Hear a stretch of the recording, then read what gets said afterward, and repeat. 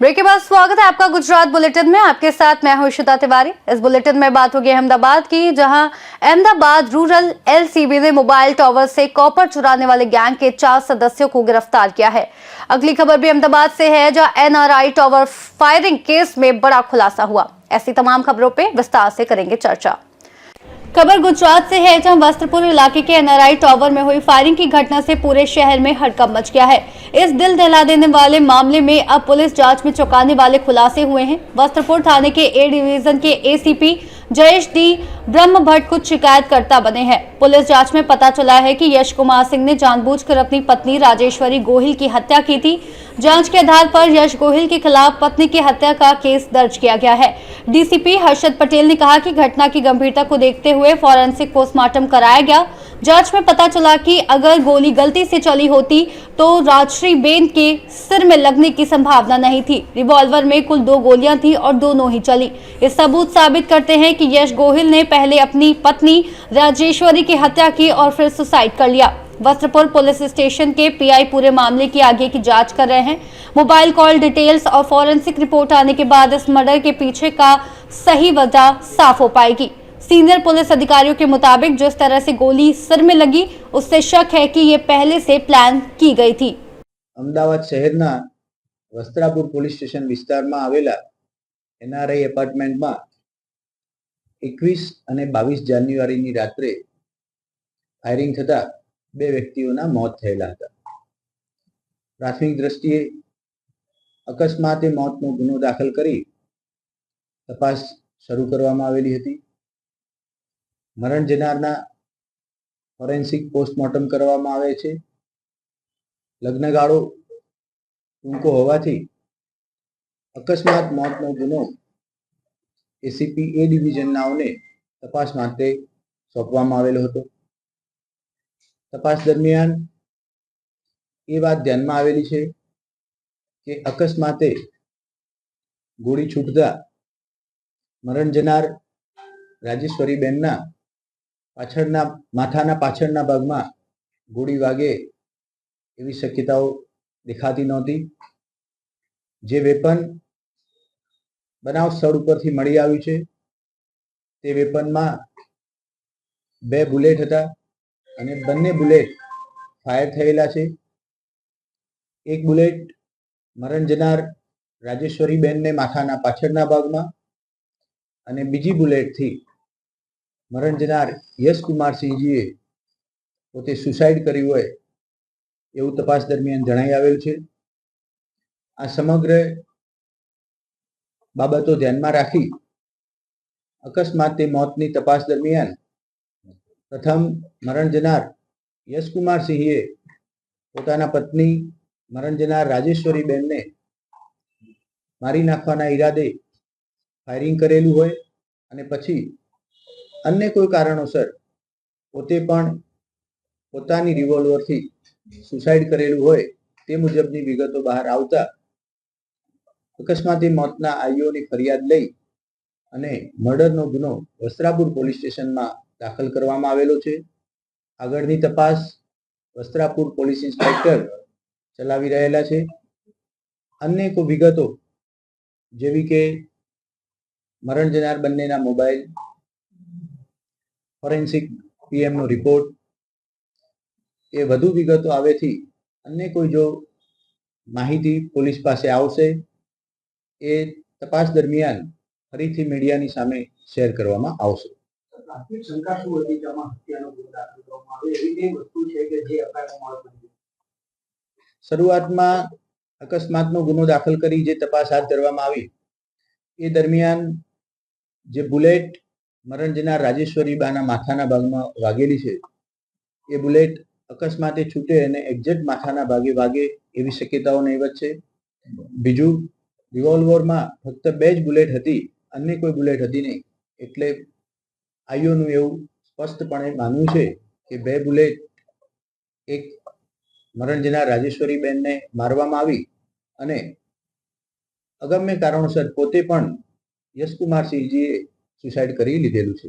જ્યારે તેઓ બહાર ગયા હતા કોઈના ઘરે જમવા ગયા અથવા તો નીચે જ્યુસ પીવા ગયા ત્યારે તેમની સાથે રિવોલ્વર હતી કે શરૂઆતની જે પ્રાથમિક માહિતી પોલીસની મળેલી એમાં બંને દંપતી કોઈ સંબંધીના ઘરે રાત્રે જમવા ગયેલા હતા.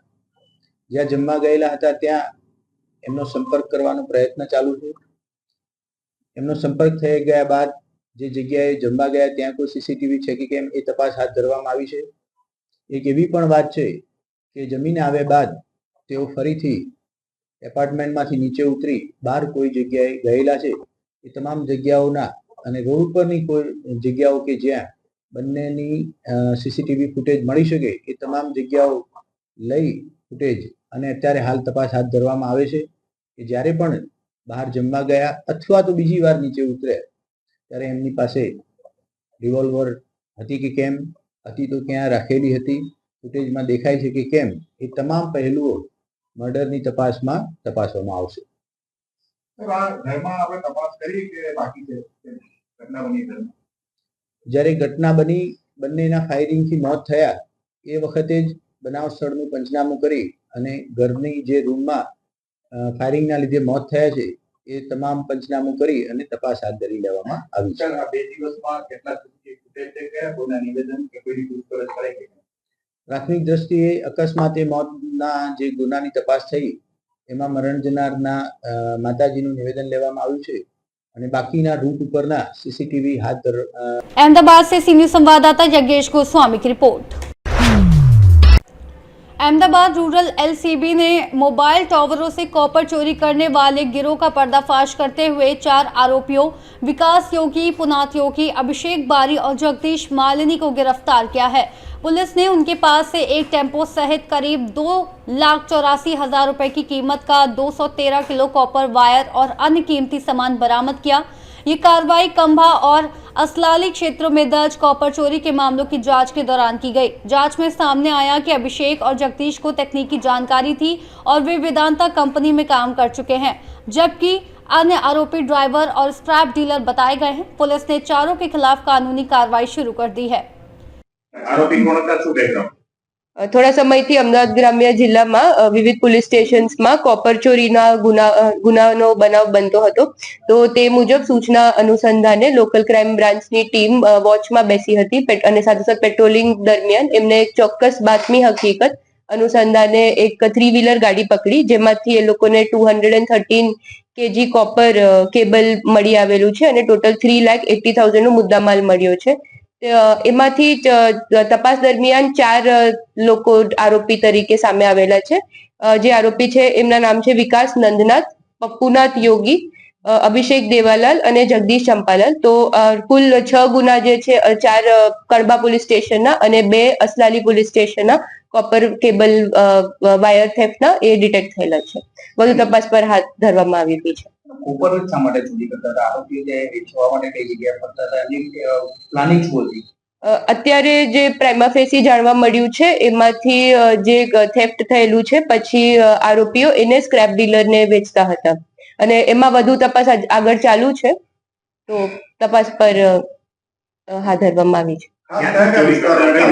ખાસ કર અત્યારે કોપર થેફ્ટ કડબા પોલીસ સ્ટેશનના 4 ગુનાઓ છે અને અસલાલીના 2 ગુનાઓ છે. તો એ બાજુ ડિટેક્શન કરવામાં આવ્યું છે. આ લોકો અમદાવાદમાં રહેતા હતા કે સ્પેશિયલ બહારથી ચોરી કરવા?